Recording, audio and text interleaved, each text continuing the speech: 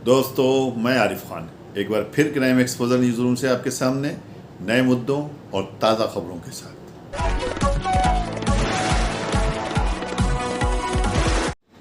दोस्तों, इस वीडियो को ज़रा भी मिस मत कीजिएगा क्योंकि इसके अंदर सबसे पहले आप एक ऐसे व्यक्ति से मिलेंगे जिसने अपने आईएएस की नौकरी छोड़कर सब्ज़ी का कारोबार शुरू किया।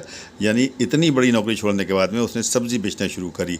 फिर 2024 में जिस तरह मोदी जी को हराने की कवायद विपक्ष ने शुरू करी है उसको देखेंगे और उसके बाद सिक्किम की खूबसूरती से भी आपको मिलाया जाएगा कि सिक्किम की असली कहानी क्या थी, ये कब आज़ाद हुआ, कैसा इसका भारत में विलय हुआ।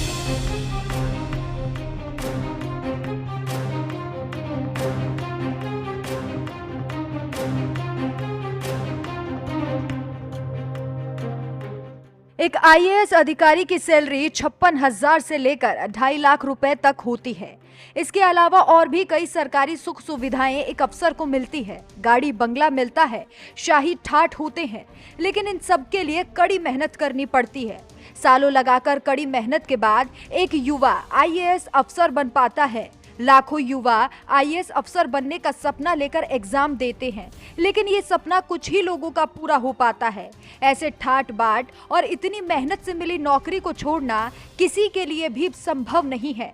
सारी सुख सुविधाओं को छोड़कर आखिर क्यों कोई व्यक्ति किसी और रास्ते पर जाएगा। लेकिन अगर हम आपसे कहें कि आईएएस अफसर ने अपनी सरकारी नौकरी छोड़कर सब्जी बेचना शुरू कर दिया, तो आप इस पर क्या यकीन करेंगे? ये बिल्कुल सच है, ये कोई नई कहानी नहीं है। हम बात कर रहे हैं 1992 बैच के मध्य प्रदेश कैडर के आईएएस अधिकारी प्रवेश शर्मा की, जिन्होंने सभी सरकारी सुविधाओं को त्याग दिया और सब्जी बेचने का काम शुरू कर दिया। सबसे पहले आपको प्रवेश शर्मा के बारे में बताते हैं, जिन्होंने सरकारी नौकरी छोड़ने का ये फैसला लिया। आखिर कौन है ये जिनकी आज सबसे ज्यादा चर्चा हो रही है? सरकारी नौकरी छोड़ बने सब्जी वाले। प्रवेश शर्मा 1982 बैच के आईएएस अधिकारी रह चुके हैं। उन्होंने साल 2016 में वीआरएस ले लिया और सरकारी नौकरी छोड़कर सब्जी बेचने लगे। 34 साल तक सरकारी नौकरी करने के बाद प्रवेश शर्मा ने अपना स्टार्टअप बिजनेस शुरू कर दिया। साल 2016 में उन्होंने दिल्ली के द्वारका इलाके में अपना स्टार्टअप शुरू किया। उन्होंने ऑनलाइन सब्जी और फल बेचने का काम शुरू कर दिया। सब्जी वाला नाम से उन्होंने एक वेंचर की शुरुआत भी की। प्रवेश शर्मा के पास बिजनेस का कोई अनुभव नहीं था, फिर भी उन्होंने चुनौती को स्वीकार करते हुए बिजनेस में उतरने का फैसला किया। सरकारी नौकरी छोड़ सब्जी बेचने वाले ये अफसर आज सुर्खियों में बने हुए हैं। इन्होंने सब्जी और फल बेचने का एक अनोखा तरीका भी निकाला है। किसानों और मंडी को सीधे कस्टमर से जोड़ते हुए उन्होंने सब्जी वाला नाम से पोर्टल की शुरुआत की। सब्जी वाला ऐप के जरिए कोई भी ऑनलाइन सब्जी फल ऑर्डर कर उसकी डोर स्टेप डिलीवरी करवा सकता है। जो काम कोरोना लॉकडाउन के दौरान देखने को मिला, प्रवेश शर्मा ने उसे साल 2016 से ही करना शुरू कर दिया था। दिल्ली के अलावा उनका कारोबार पानीपत, आगरा, इंदौर, नासिक, रामता जैसे शहरों में फैला हुआ है। प्रवेश शर्मा ने दिल्ली में पढ़ाई पूरी की। दिल्ली यूनिवर्सिटी से ही उन्होंने हिस्ट्री में ग्रेजुएशन कंप्लीट किया। इसके बाद आईएएस की परीक्षा पास करने के बाद उन्हें एमपी सरकार में कृषि सचिव बनाया गया था। साल 2016 में उन्होंने नौकरी छोड़ी तो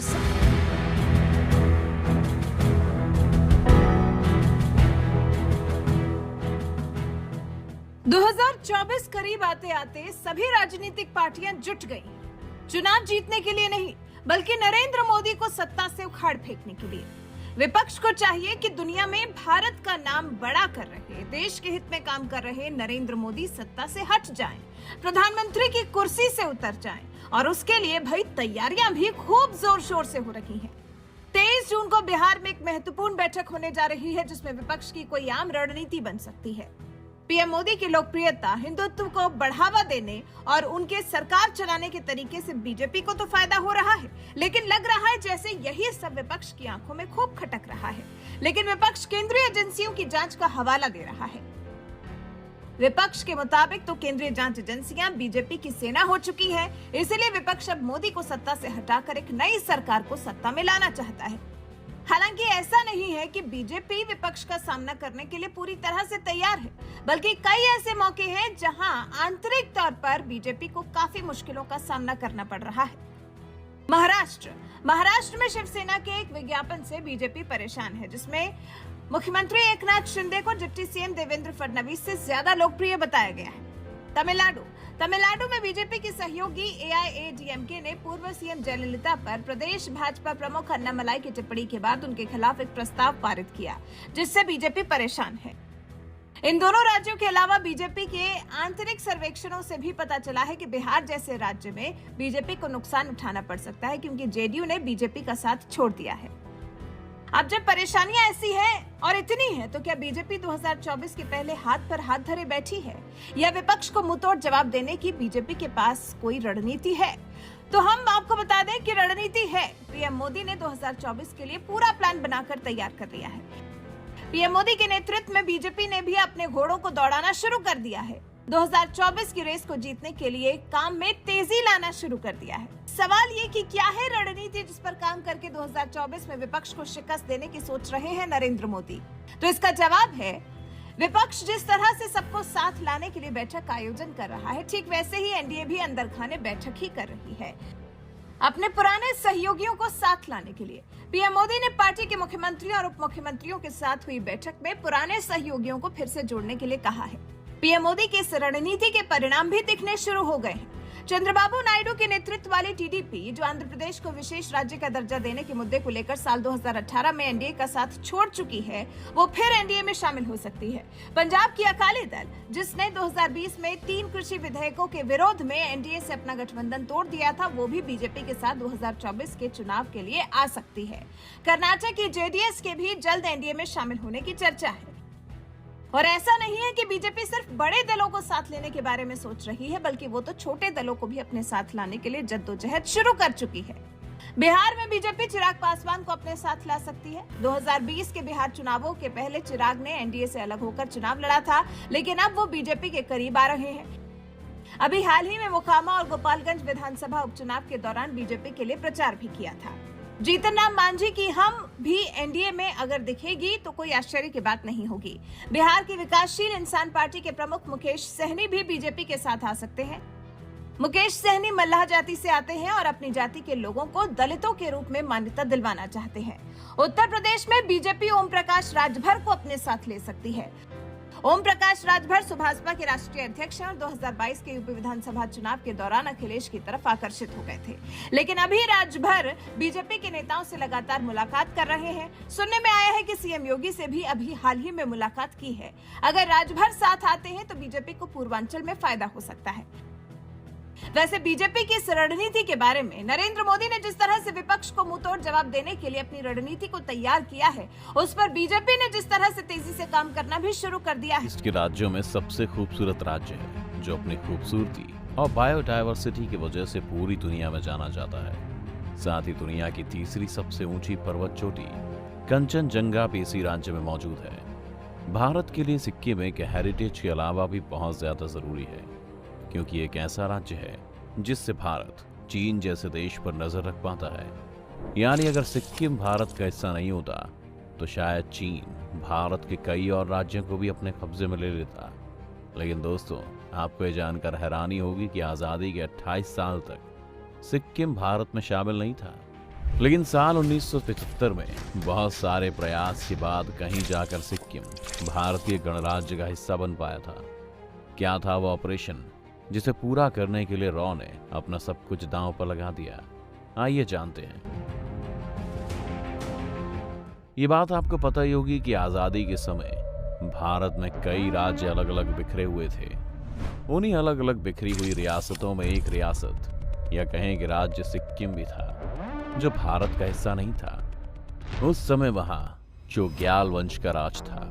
1947 में सरदार पटेल चाहते थे कि बाकी रियासतों की तरह सिक्किम को भी भारत से जोड़ लिया जाए, लेकिन जैसा कि आपको पता ही होगा कि हिंदी चीनी भाई भाई वाले नेहरू को चीन की ज्यादा फिक्र थी। इसीलिए उस समय नेहरू ने सिक्किम को भारतीय गणराज्य में शामिल करने पर उतना जोर नहीं दिया। लेकिन बाद में समय बीता और इंदिरा गांधी देश की प्रधानमंत्री बनी और उन्होंने अपने सहायक पीएन धर को इस बारे में बताया। उनके अनुसार नेहरू चीन को लेकर रिश्तों में सावधानी बरत रहे थे, लेकिन अब इंदिरा गांधी ऐसा कुछ नहीं चाहती थी, बल्कि उनका मानना था कि अगर वो सिक्किम के मामले में रियायत देंगे तो चीन भारत पर और खतरनाक रूप ले लेगा। इसीलिए अब जरूरत थी कि सिक्किम का कुछ किया जाए। नेहरू के जमाने में 1950 में भारत और सिक्किम के बीच एक ट्रीटी साइन हुई, जिसके अनुसार सिक्किम भारत का प्रोटेक्टोरेट राज्य बन गया, जिसका मतलब ये था कि सिक्किम में राज तो वहां के राजा का ही होगा, लेकिन उसके डिफेंस और विदेश मामलों से जुड़े मुद्दे भारत सरकार देखेगी। साल 1964 तक ऐसा ही चला। फिर नेहरू की मौत के बाद सिक्किम के राजा पलडेन नामग्याल बदलाव की मांग करने लगे। उनका कहना था कि 1950 की ट्रीटी में बदलाव करते हुए सिक्किम को भूटान जैसा स्टेटस मिले, यानी एक अलग स्वतंत्र देश जैसा कि भूटान आज है। इसी वजह से वो इस ट्रीटी में बदलाव करने के लिए 1967 में भारत आए और उन्होंने प्रधानमंत्री इंदिरा गांधी से मुलाकात की। सब कुछ सही था, लेकिन आर्मी चीफ ने कहा कि आप सिक्किम के साथ जो भी कीजिए, मुझे वहां अपनी सेना को लेकर पूरी आज़ादी चाहिए। और अब ये होते होते साल 1970 का समय आ चुका था और सिक्किम में बदलाव की आग लग चुकी थी। लेकिन अगले ही साल सबका ध्यान गया 1971 की जंग पर। 71 का युद्ध निपटा तो इंदिरा ने इस तरफ ध्यान दिया और एंट्री हुई रॉ की। रॉ को इस काम के लिए तलब करते हुए इंदिरा ने रॉ के चीफ RN काओ से पूछा, क्या तुम सिक्किम का कुछ कर सकते हो? इंदिरा चाहती थी कि सिक्किम का भारत में पूरी तरह से विलय करा लिया जाए। इसके बाद सिक्किम को लेकर तब एक योजना तैयार की गई। PN बनर्जी तब रॉ में ज्वाइंट डायरेक्टर के पद पर तैनात थे। सिर्फ 4 दिनों में उन्होंने एक प्लान बनाया और RN काओ ने उस प्लान को इंदिरा के सामने पेश किया। इंदिरा ने प्लान पर मुहर लगा दी। बेसिकली प्लान ये था कि चोग्याल राजशाही जो सिक्किम को अलग देश के तौर पर चाह रहे थे, उनको धीरे धीरे कमजोर किया जाए और इसके लिए सिक्किम की लोकल राजनीतिक पार्टियों से मदद ली जाए। तब उस समय सिक्किम नेशनल कांग्रेस के लीडर हुआ करते थे काजी लैंडुप दोरजी, जिन्होंने पहले ही राजा के खिलाफ मुहिम छेड़ रखी थी। वहां जनता भी लोकतंत्र चाहती थी। सवाल ये था कि कैसे भी एक इलेक्शन कराया जाए जिसमें काजी की पार्टी की जीत हो। इसके बाद RN काओ ने अपने 2 ऑफिसर इस काम पर लगाए। 1973 की शुरुआत में 2 ऑपरेशन एक साथ शुरू किए गए, ऑपरेशन जनमत और ट्वेलाइट। असल में ये नाम दिए गए थे सिक्किम नेशनल कांग्रेस के 2 नेताओं को, काजी और KC प्रधान, जिनके सहयोग से ये सारी कहानी चल रही थी। फरवरी 1973 में रॉ की टीम ने काजी और प्रधान से मुलाकात की और सिक्किम प्लान शुरू हो गया। इसी दौरान रॉ को यह भी पता चला कि CIA पहले ही चोग्याल के राजा से मिल चुका था और CIA का एक एजेंट नॉर्थ ईस्ट के इलाकों में रह रहा था। बनर्जी ने सीधे काओ को इस बात की जानकारी दी। दिल्ली में तुरंत रॉ की एक हाई लेवल मीटिंग बुलाई गई और यह कहा गया कि ऑपरेशन को और तेजी दी जाए।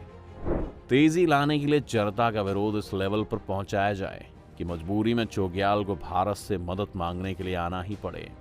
4 अप्रैल 1973 को एक खास घटना हुई। उस दिन चोग्याल राजा का 50वां बर्थडे था, इसलिए राजभवन में जश्न चल रहा था, लेकिन सड़कों पर राजशाही के खिलाफ विरोध प्रदर्शन चल रहा था। इस दौरान चोग्याल राजा के बेटे तेजिंग राजभवन के रूट पर जा रहे थे। तब लोगों ने उन्हें बीच में ही रोक लिया। इसी बीच उनके गार्डों ने लोगों पर गोली चला दी, जिससे 2 लोगों की जान चली गई। इसी को लेकर पूरे सिक्किम में चक्का जाम हो गया और आखिरकार राजा को सरकार की मदद मांगनी पड़ी, जिसके बाद सिक्किम और भारत के बीच एक समझौता हुआ जिसमें लिखा था कि भारत सिक्किम के एडमिनिस्ट्रेशन यानी प्रशासन को अपने हाथ में लेगा और सिक्किम पुलिस भारतीय सेना के अंडर काम करेगी। इसके बाद सिक्किम नेशनल पार्टी ने आंदोलन खत्म किया। 8 मई को एक और समझौता हुआ जिसके तहत चोग्याल राजा के पास सिर्फ राजभवन और वहां के गार्ड्स का नियंत्रण रह गया। मामला काफी हद तक सुलझ चुका था, लेकिन काओ के सामने एक और परेशानी थी। इंदिरा ने काओ से कहा था कि सिक्किम का भारत में पूरा विलय कराना है। इससे कम में वो किसी भी सूरत में राजी नहीं थी, यानी राजभवन और वहां के गार्ड्स भी भारत के कंट्रोल में आने थे। इसी के लिए काओ का काम अभी खत्म नहीं हुआ था। जिसके बाद 1974 में सिक्किम में चुनाव हुए। काओ ने जैसा सोचा था वही हुआ। काजी की सिक्किम नेशनल कांग्रेस को भारी बहुमत मिला।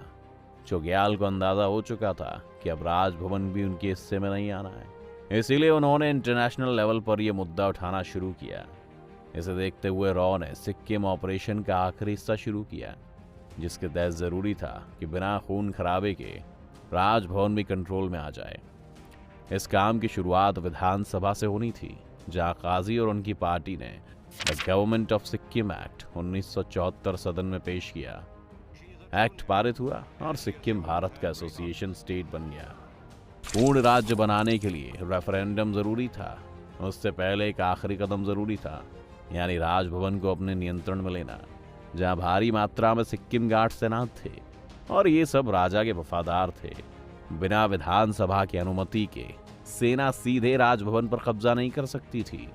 रॉ के प्लान के तहत सबसे पहले गैंगटॉक में प्रदर्शन शुरू हुए और मांग उठी कि राजभवन को राज्य के अधीन किया जाए और सिक्किम गार्ड्स को वहां से हटाया जाए।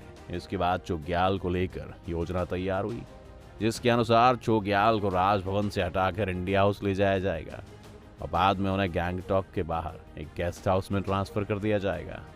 ये सब तय होने के बाद सिक्किम नेशनल कांग्रेस के लीडर काजी ने भारतीय अधिकारियों को 2 लेटर लिखे, जिसमें उन्होंने आर्मी की मदद की मांग की। इसके बाद 8 अप्रैल को सेना की 3 बटालियन राजभवन पहुंची। सिक्किम गार्ड्स ने थोड़ा विरोध दिखाया, लेकिन 20 मिनट के अंदर राजभवन को सेना ने अपने कब्जे में ले लिया। इसके बाद पूरे सिक्किम में विधानसभा की देखरेख में एक रेफरेंडम कराया गया, जिसमें 97% जनता ने भारत में विलय के पक्ष में अपना वोट दिया और इसी के तहत 16 मई 1975 को सिक्किम पूरी तरह से भारत का 22वां राज्य बन गया। तो दोस्तों, ये थी सिक्किम के भारत में मिलने की कहानी। वीडियो अगर पसंद आई हो तो लाइक कीजिए, शेयर कीजिए और चैनल को ज़रूर सब्सक्राइब कीजिए ताकि डायरेक्ट नोटिफिकेशंस आप तक पहुंचते रहें।